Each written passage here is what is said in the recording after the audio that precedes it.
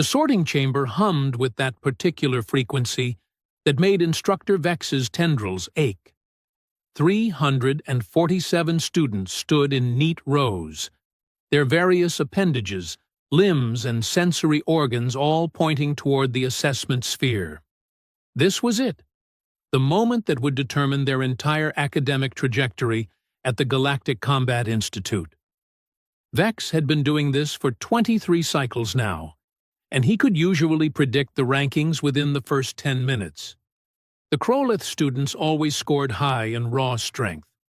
The Sivari excelled at tactical analysis. The Morpheans dominated the adaptability tests. It was all very predictable, very orderly, very boring. Then there was the human.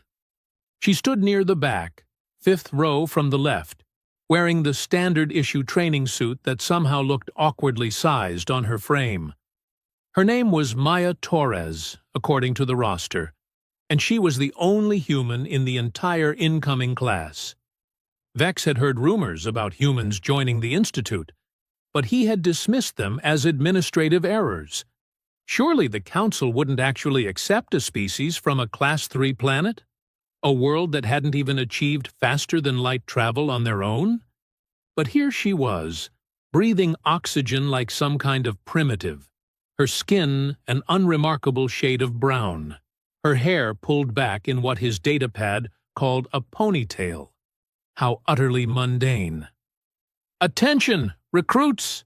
Vex projected his voice across the chamber, letting his authority seep into every syllable. "The assessment sphere will now measure your base capabilities: strength, speed, reflexes, tactical thinking, energy manipulation, and combat potential. Do not attempt to deceive the sphere. It knows when you hold back, and it knows when you exaggerate. Your ranking will determine your class placement, your training regimen, and ultimately, your career prospects in galactic defense." The students shifted nervously. Good. Fear kept them sharp. The assessment began with the Krolith, as tradition demanded. The largest species always went first, a holdover from the old warrior codes. Massive creatures of muscle and chitin, they approached the sphere one by one, placing their primary manipulators against the gleaming surface. Numbers flickered across Vex's display. Solid rankings, mostly in the upper quartiles. Exactly as expected. The Sivari went next, their crystalline bodies refracting light as they interfaced with the sphere through pure thought. Impressive tactical scores, decent physical marks. Standard. Hours passed. The sun outside the Institute's transparent dome moved across the purple sky of Acadius Prime. Students were ranked, sorted, and assigned. Some celebrated quietly. Others hung their heads in disappointment. Finally, after what felt like an eternity, it was the human's turn. Maya Torres walked forward with a gait that Vex's cultural database labeled as confident, though he suspected it was actually ignorance of how poorly she would perform. She placed both hands on the sphere, and the device began its analysis. The numbers came in slowly at first. Strength? Below average. Not just below the class average, but below the minimum recommended threshold for combat training. Her lifting capacity was laughable compared to a Kroleth's. Speed? Mediocre. Her reaction time was better than her strength, but nothing that would save her in actual combat. Tactical thinking? The sphere took an unusually long time on this one, and Vex watched the metric fluctuate wildly before settling on adequate. Barely adequate. Energy manipulation? 0.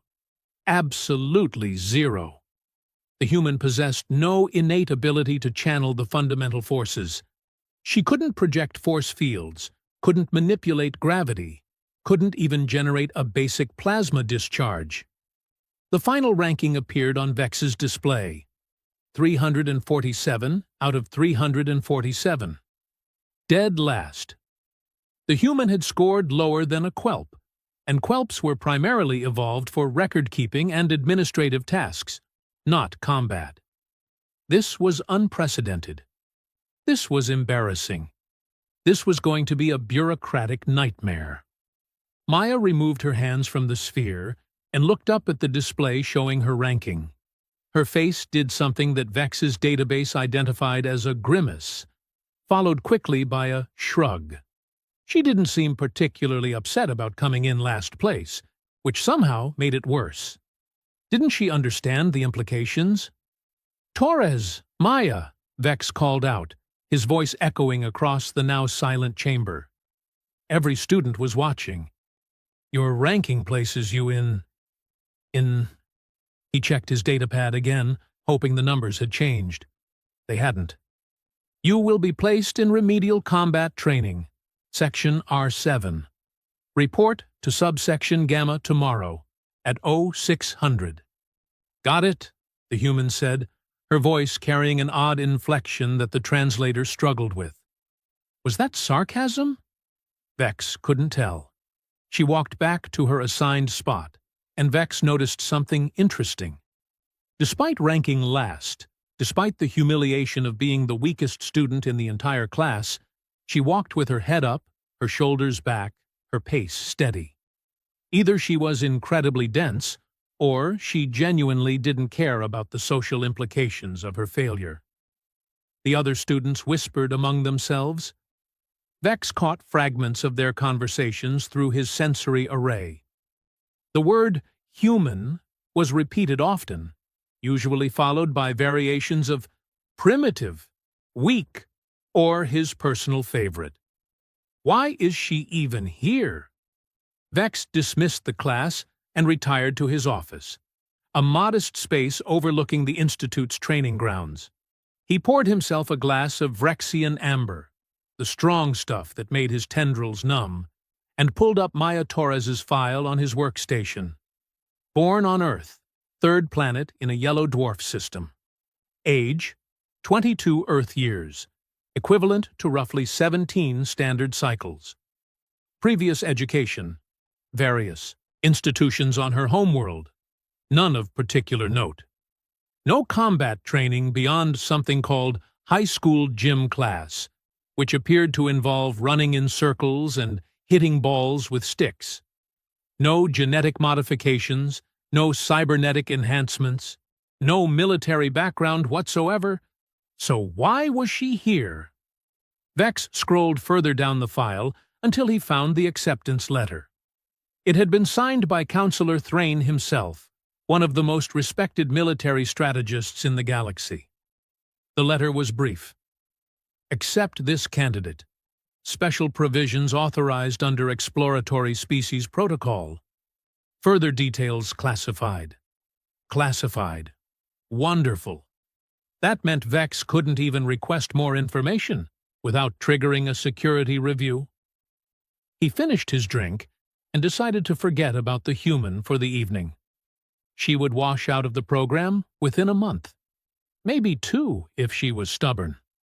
The remedial sections were designed to help marginal students improve, but there was only so much you could do with such limited raw material. Some species simply weren't cut out for galactic combat, and humans apparently numbered among them. The next morning arrived with the typical efficiency of military institutions. Vex oversaw the standard classes, taught a seminar on tactical assault patterns, and tried very hard not to think about the human ranked last in her year. But then the report came in from the remedial section. Instructor Grax, who oversaw Section R7, had requested an immediate meeting. That was unusual. Grax was a crowlith, built like a small mountain, and in 15 years of teaching, he had never once requested a meeting with Vex. Vex found him in the observation deck overlooking Training Ground 7, where the remedial students were running basic exercises. Grax stood with all 4 arms crossed, his massive head tilted in what Vex recognized as confusion. "What's the problem?" Vex asked, joining him at the railing. "The human," Grax rumbled, his voice like rocks grinding together. "She is unexpected." "How so?" "I reviewed her assessment scores. She's the weakest student we've ever admitted." "Physically, yes, absolutely.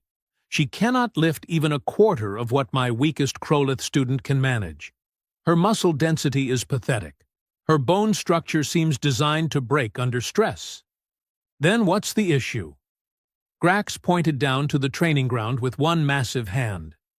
"Watch her." Vex followed his gesture and spotted Maya Torres immediately. She was on the obstacle course, a relatively simple setup designed to test basic agility and problem-solving. The course included climbing walls, balance beams, rope swings, and various barriers. Maya was currently struggling with a climbing wall that most students could scale in under 30 seconds. She had made 3 attempts and kept sliding back down, her hands unable to find proper purchase on the smooth surface. Objectively, it was painful to watch, but she kept trying. 4th attempt. 5th. On the 6th try, she changed her approach, using the seams between panels instead of trying to grip the flat surface.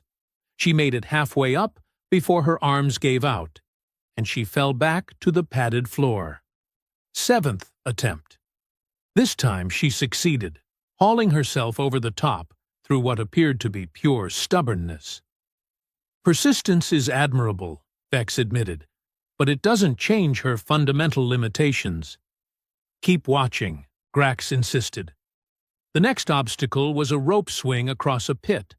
Most students simply grabbed the rope and swung across.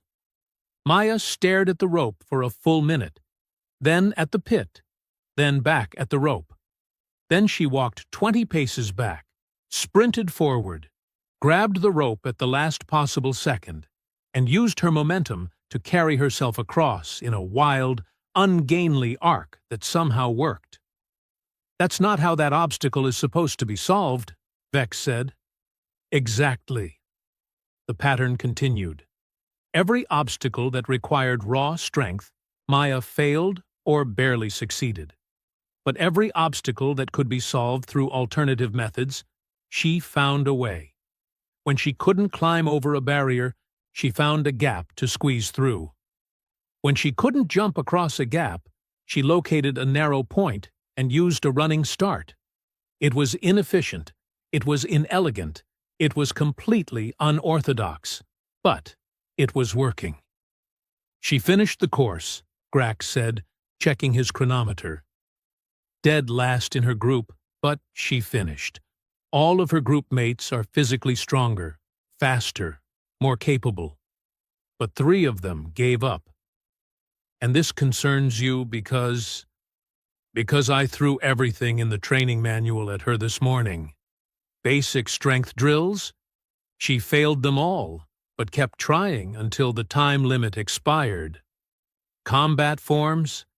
She couldn't execute a single one properly, due to her limited strength and flexibility.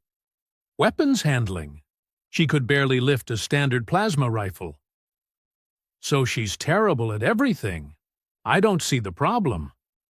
Grax turned to face Vex directly, and there was something unsettling in his expression. She smiled through all of it.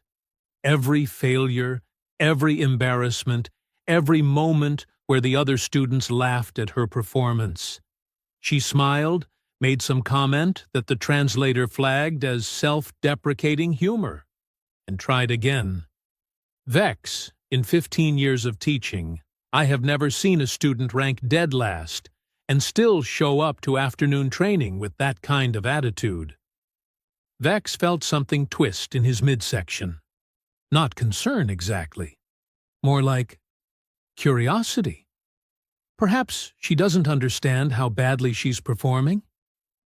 I showed her the rankings. She laughed. Actually laughed. Then she asked if there were extra training hours available. And are there? I told her the gym is open until 2200 hours. Let me guess, she's there right now? Grax nodded.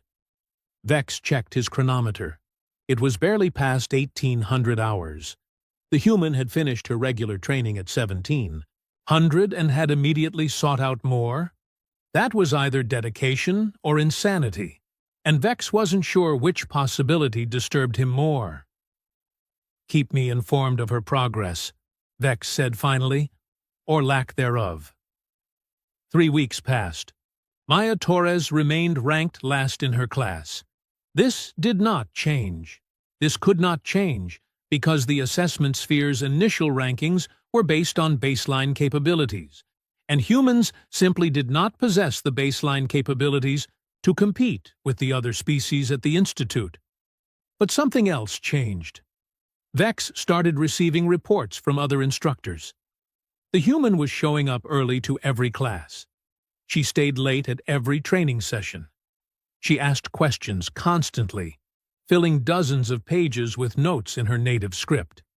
She couldn't execute the techniques properly, but she studied them with an intensity that bordered on obsessive. More interestingly, she started talking to the other remedial students. Not just talking, but encouraging them. The Quelp student who had been ready to transfer to an administrative program? Maya had spent 2 hours teaching him alternative grip techniques for his 3-fingered hands. The Morphean who struggled with maintaining form under stress? Maya had suggested breathing exercises from something called yoga, which apparently worked. The remedial section's collective performance was improving.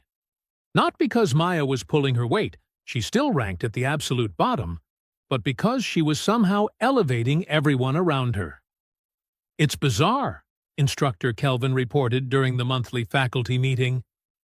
"She fails at everything individually, but her presence makes the group succeed. I've never seen anything like it." "Perhaps we should consider transferring her to a support role," Instructor Fex suggested. "Morale officer, maybe, or administrative support." "No," Grax said firmly. "She requested combat training. She deserves the chance to complete combat training." "Even though she'll never pass the final assessment?" Fex pressed. "The final requires students to demonstrate combat effectiveness. She can't even lift a standard weapon properly." "Then she'll fail," Grax said. "But she'll fail having tried." Vex had stayed silent throughout this exchange, but now he spoke up. "Has anyone actually asked the human why she's here? Why she requested admission to a combat institute when she clearly lacks the physical capabilities?" The room fell silent. "I'll talk to her," Vex said finally. He found Maya in the gym that evening, as Grax had predicted. She was attempting to bench press what looked like a tenth of what a Krolith her size would lift, and struggling. Her face was red, her arms shaking, her breath coming in short gasps. She managed 3 repetitions before her arms gave out. She racked the weight, sat up, and noticed Vex standing nearby. "Instructor Vex," she said, grabbing a towel and wiping sweat from her face. "Is something wrong?" "I want to understand something," Vex said, moving closer. "You must realize by now that you are not physically suited for combat training. Your species lacks the natural advantages that every other species here possesses. You cannot win in direct confrontation. You will always be at a disadvantage." Maya nodded slowly. "Yeah, I know. Then why are you here?" She was quiet for a moment, staring at the weights she had just struggled with. Then she looked up at Vex with those odd, forward-facing eyes that humans possessed. "Because someone has to be first," she said simply. "First what?" "First human at this institute. First human to try. Maybe I'll wash out. Probably I'll wash out. Let's be honest. But someone had to be the one to try, and if I quit, it'll be even harder for the next human who wants to attempt this. So I keep showing up. I keep trying. I fail better than I did yesterday." "That's not a strategy. That's just stubborn refusal to accept reality." Maya grinned. and Vex realized that humans could show a lot of emotion with just their mouths. You say potato, I say potato. The translator struggled with that phrase and gave up. Look, Maya continued, standing up and facing Vex directly. Even though he towered over her by a good meter, she didn't seem intimidated. I know I'm not going to win any strength competitions. I know I'm probably going to spend my entire time here ranked last. But humans, we've got this thing. This weird thing where the worse the odds get, the more stubborn we become. It's probably a flaw, honestly, but it's worked out for us so far. A flaw that worked out. That's a contradiction. Welcome to humanity. We're basically one big contradiction wrapped in determination and held together with spite. Vex didn't understand half of what she had just said, but he found himself intrigued. The final assessment is in 6 months. You will be required to demonstrate combat capability against a live opponent. Based on your current progress, you will fail. Probably, Maya agreed cheerfully. But I've got 6 months to get less terrible, so I'm going to use them. She turned back to the weights, repositioned herself on the bench, and started another set. Vex watched for a moment longer, then left the gym. He had reports to file, schedules to organize, other students to worry about. But he kept thinking about what the human had said. Someone has to be first. The weeks continued to pass. Maya Torres remained ranked 347 out of 347. Her test scores were still abysmal. Her physical capabilities remained far below acceptable standards. But she showed up every single day. And then came the incident with the hammer of burden. The hammer was an ancient weapon, or perhaps not a weapon at all. No one was entirely sure. It had been discovered on a dead world in the outer reaches, sitting in the center of a ruined temple, surrounded by inscriptions in a language that predated most known civilizations. The hammer was roughly 2 meters long, made of a metal that defied analysis, and possessed one unique property. It was impossibly heavy. Not heavy in the sense that it was dense, though it was that too. Heavy in the sense that it seemed to pull at reality itself. Gravitational sensors went haywire around it. Touching it felt like trying to lift a collapsed star. The strongest Krolith warriors couldn't budge it. Morphians who could alter their body density to lift incredible weights found it immovable. Even mechanical assistance failed. The hammer simply refused to be lifted by anyone. It had become something of a tradition at the Institute. Every year, during the midterm evaluation period, the hammer was put on display in the main courtyard. Students would attempt to lift it, knowing full well that no one ever had and no one ever would. It was a lesson in humility, in accepting that some challenges were simply insurmountable. Vex was supervising the midterm evaluations when he noticed Maya Torres standing in line with the other students, waiting her turn to attempt the hammer. "Torres," he called out, "you don't have to do this. The hammer is an optional demonstration." She turned and smiled at him. "I know, but everyone else is trying. Seems rude not to. You'll just embarrass yourself.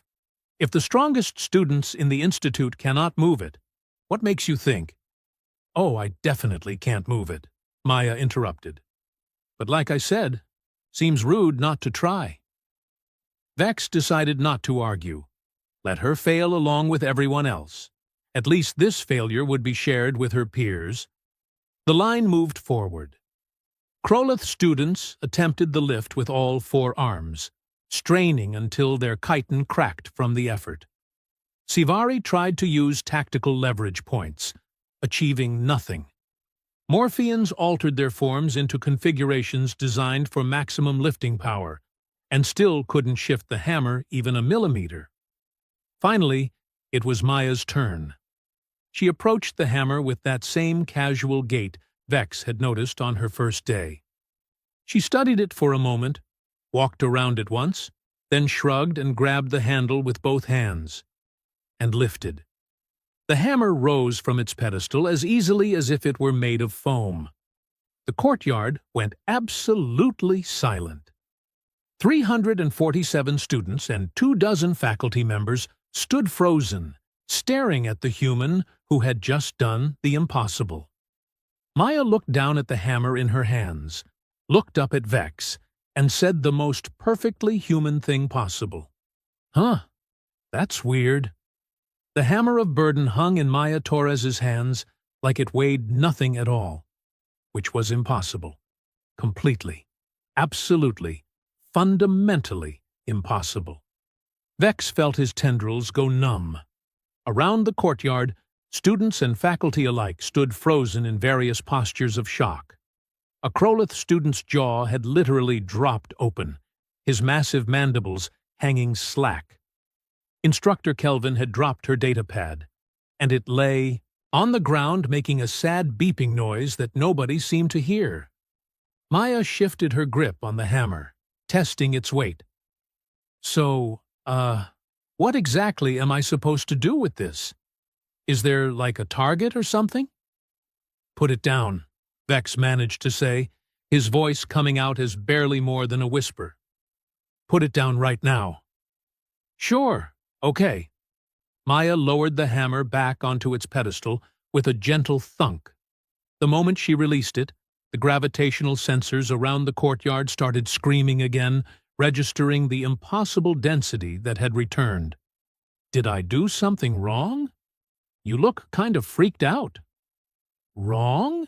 She had just violated several fundamental laws of physics, and she was asking if she did something wrong. Instructor Grax was the first to recover. He strode forward, all 4 arms flexing, and grabbed the hammer's handle with maximum force. It didn't budge, not even a tremor. He released it, stepped back, and stared at Maya with something that might have been fear or awe, or both mixed together. "Try again," Grax commanded. Maya blinked. "Really? I thought we were done." "Lift it again. Now." She shrugged and picked up the hammer. Again it rose, as if gravity had simply forgotten to apply to her. She held it aloft with both hands, then switched to one hand, testing. "It's actually pretty light. Maybe there's something wrong with your sensors? Could be a calibration issue." A calibration issue. She thought the ancient mystery that had baffled scientists for 3 centuries was a calibration issue. "Swing it," Vex said, his mind racing through possibilities. Telekinesis? No, humans didn't have that ability. Gravity manipulation? The sphere had detected 0 energy manipulation capability. What in the name of the founders was happening? Maya looked around the courtyard, found an empty space, and gave the hammer an experimental swing. It moved through the air with a sound like reality tearing, leaving a faint shimmer in its wake. When she brought it to a stop, the gravitational sensors briefly registered readings that made absolutely no sense. Negative mass, folded space, dimensions that shouldn't exist. "This feels really good, actually," Maya said, giving it another swing. "Great balance. Who made this thing?" "We don't know," Instructor Vex said, finally finding her voice. "The civilization that created it died out millions of years ago. The inscriptions on the temple where it was found roughly translate to, 'Only the worthy may bear the burden of protection.' We've tested it with every species in the galaxy. No one has ever moved it. No one. Well, someone must have moved it originally, right? Otherwise, how did it get to that temple?" The logic was sound, but it missed the point entirely. The point was that Maya Torres, ranked dead last in her class, weakest student in Institute history, had just accomplished what every warrior, scientist, and scholar had failed to do for centuries. "I need to report this to the council," Vex said, activating his communicator. "Torres, you will remain in the courtyard. Do not leave. Do not touch anything else. Just stand there." "Can I put the hammer down first?" "Yes, fine. Put it down." She set it back on the pedestal, and once again it became immovable. Vex watched as 3 Krolith students immediately tried to lift it, just to confirm. Nothing. It might as well have been welded to the planet's core. The next few hours were chaos, and Vex meant that in the most literal sense. Council members arrived via emergency transport. Scientists appeared with equipment Vex had never seen before. The courtyard was sealed off, declared a research zone, and flooded with personnel asking questions. Maya sat on a bench near the hammer, answering the same questions over and over. No, she didn't feel anything unusual. No, she hadn't trained for this. No, she had no idea why she could lift it. Yes, she was absolutely certain she was fully human, with no genetic modifications. Vex stood with Grax and Kelvin, watching the circus unfold. "This changes everything," Kelvin said quietly. "If humans can interact with ancient technology that we cannot, if they possess some quality that we've overlooked—" "One human," Grax corrected. "One human can lift one specific object. We don't know if this applies to all humans or just her. But we have to consider the implications. The hammer is believed to be Forerunner technology. If humans have some connection to the Forerunners—" Vex held up a tendril for silence. "Let's not leap to conclusions. We need data.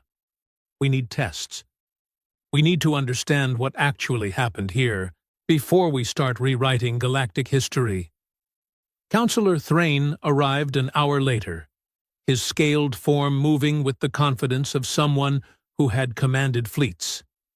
He spoke briefly with the research team, examined the hammer himself, and then walked directly to Maya. "Miss Torres," he said, his voice carrying the weight of authority, "I am Counselor Thrain. I signed your acceptance letter to this institute." Maya stood up quickly. "Oh, thank you for that. I know my scores weren't exactly impressive, but I really appreciate the opportunity to—" "I knew this would happen," Thrain interrupted. The courtyard went silent. Every conversation stopped. Every head turned.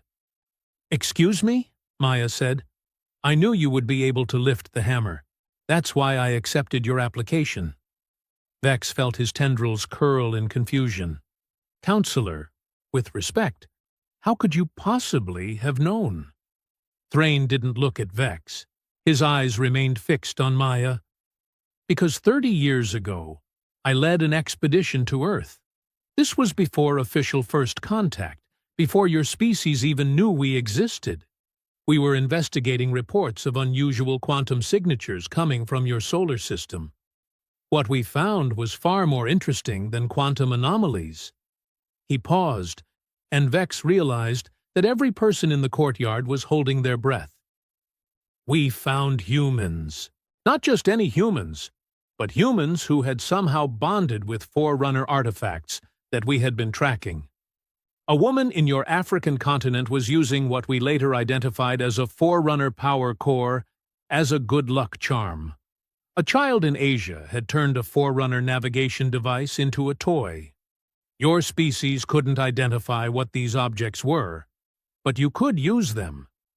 You could touch them without harm, activate them without understanding, carry them without being destroyed by their power." Maya sat back down slowly. "That sounds like a huge coincidence." "That's what we thought at first. But we investigated further. Discreetly.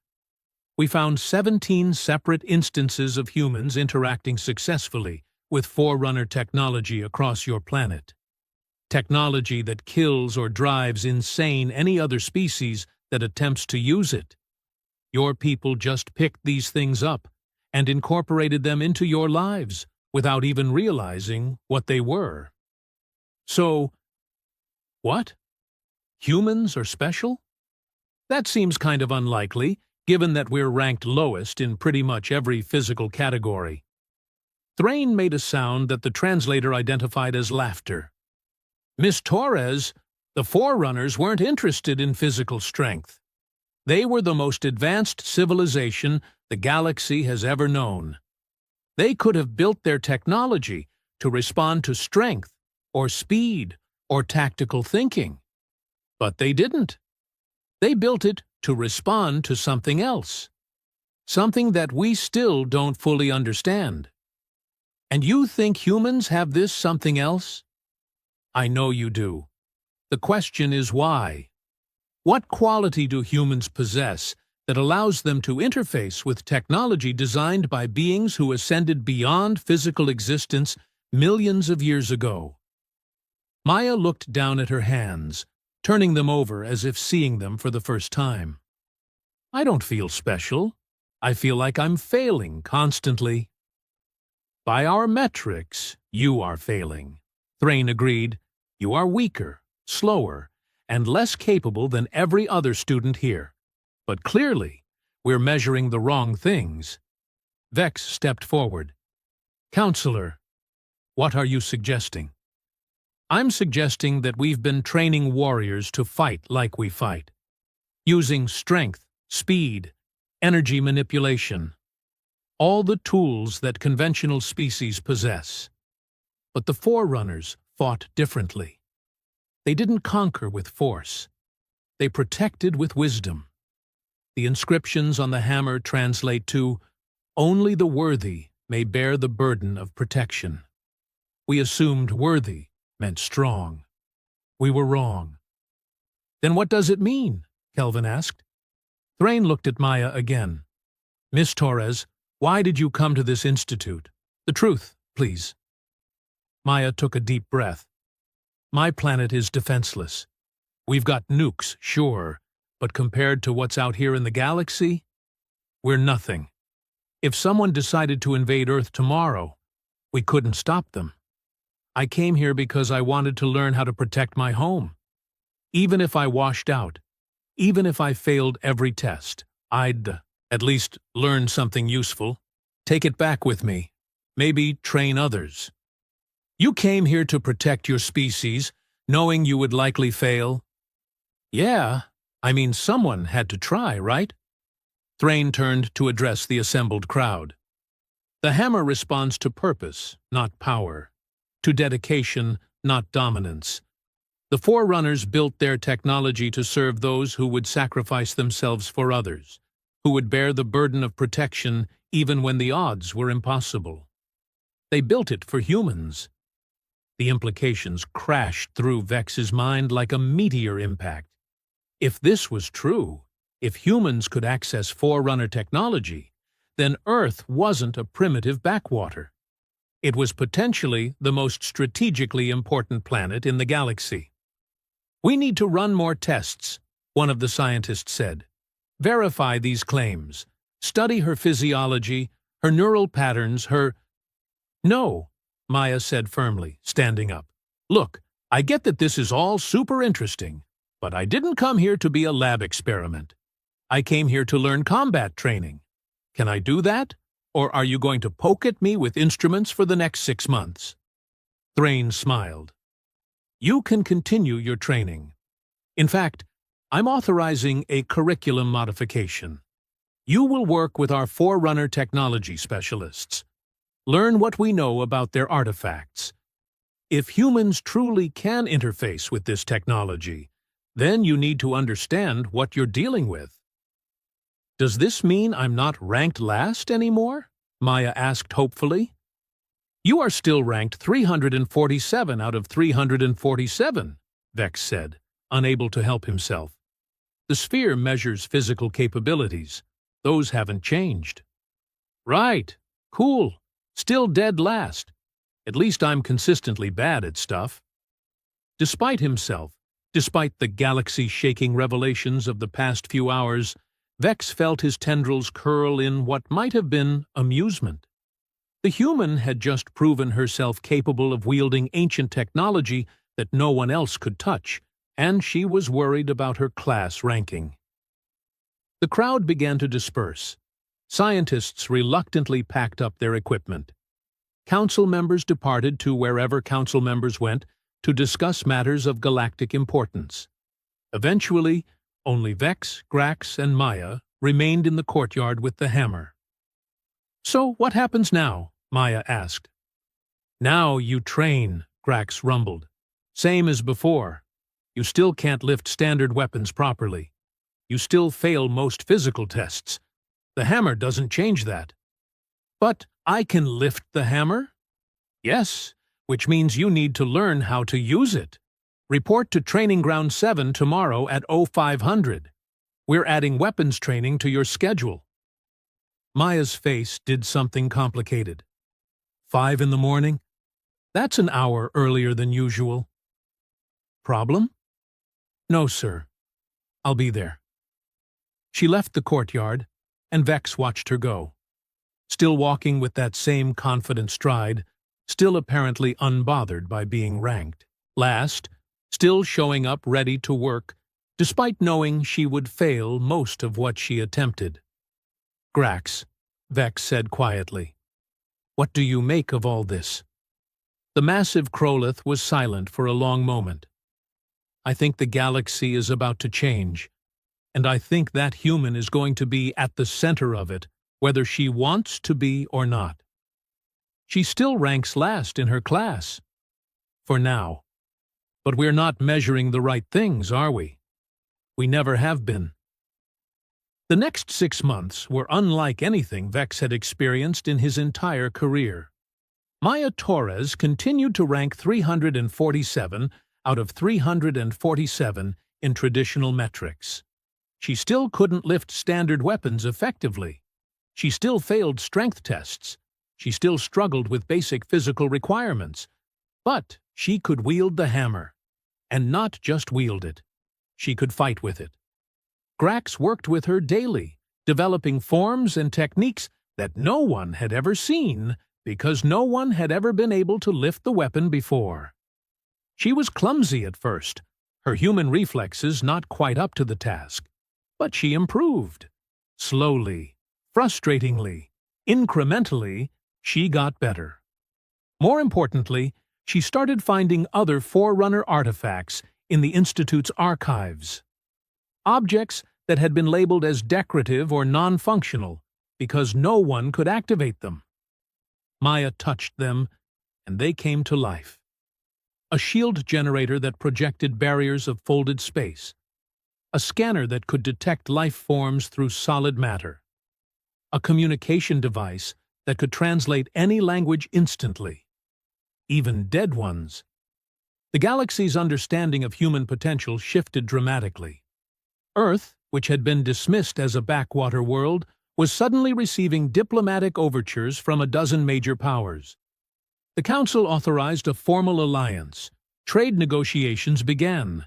Defense pacts were proposed, and Maya just kept showing up to class, ranking last, and trying her best. The final assessment arrived with typical military efficiency. Every student would face a combat trial against a live opponent. Victory wasn't required, competency was. Show that you had learned. Show that you could apply your training. Show that you deserved to graduate. Maya Torres was scheduled to fight last. Of course she was. Ranked 347. She would go last. Vex watched as student after student completed their assessments. Most passed. A few failed. The standard distribution that occurred every year. When Maya's name was called, she entered the combat ring carrying the Hammer of Burden. Her opponent was a mid-ranked Krolith named Vorn, strong but not exceptional, fast but not remarkable. The match began. Vorn charged immediately, using his superior size and strength to close distance. Maya sidestepped, swung the hammer in a wide arc that forced Vorn to retreat. He circled, looking for an opening. Maya tracked him, her form imperfect but functional. Vorn feinted left, attacked right. Maya blocked with the hammer's shaft, was driven backward by the impact. She recovered, countered with an overhead strike that Vorn barely dodged. The hammer hit the ground and created a small crater, gravitational sensors registering impossible forces. They fought for 3 minutes. Vorn was faster, stronger, more experienced. Maya was determined, adaptable, stubborn. Neither could gain a decisive advantage. Finally, Grax called time. The match ended in a draw. Maya returned to the waiting area, breathing hard, covered in sweat. Vex approached her with his datapad. "Torres," he said, "your final ranking is 347 out of 347. She laughed breathlessly. "Consistently terrible until the end. At least I'm predictable." "However," Vex continued, "you have demonstrated competency with Forerunner technology that no other student possesses. You have shown the ability to adapt under pressure, to persist despite failure, and to elevate those around you through your actions. You pass." Maya's eyes widened. "I pass? Like, actually pass? Graduate from the institute? You graduate ranked last in your class, but you graduate." She whooped, an odd human sound of celebration, and pumped her fist in the air. Other students looked over, some with confusion, others with what might have been respect. Counselor Thrain appeared beside Vex, seemingly materializing from nowhere the way council members often did. "Miss Torres," Thrain said, "congratulations on your graduation. I have an offer for you." "An offer?" "The council is forming a new division, Forerunner Technology Integration. We need someone to lead it, someone who can actually use the artifacts we've been studying for centuries, someone who understands both human perspective and galactic military doctrine. The position is yours if you want it." Maya was quiet for a long moment.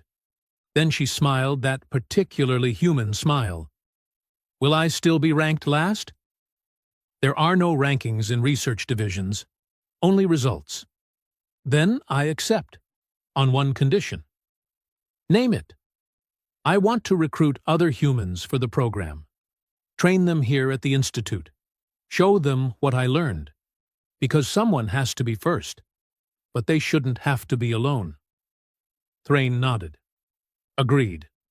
Welcome to Galactic Defense, Commander Torres." Vex watched as the human who ranked last in her class was promoted to a position that technically outranked him.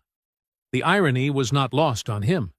The human who couldn't lift standard weapons, who failed basic strength tests, who struggled with every physical requirement, was now in charge of humanity's integration into galactic military structures. And somehow, it made perfect sense. Because the Forerunners had been right. Strength wasn't what mattered.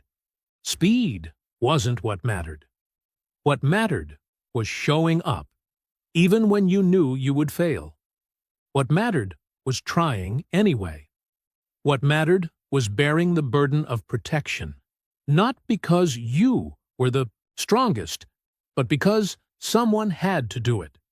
Humans understood that in a way that the rest of the galaxy had forgotten. Maya Torres walked out of the Institute that day, ranked 347 out of 347, and the galaxy would never underestimate humanity again.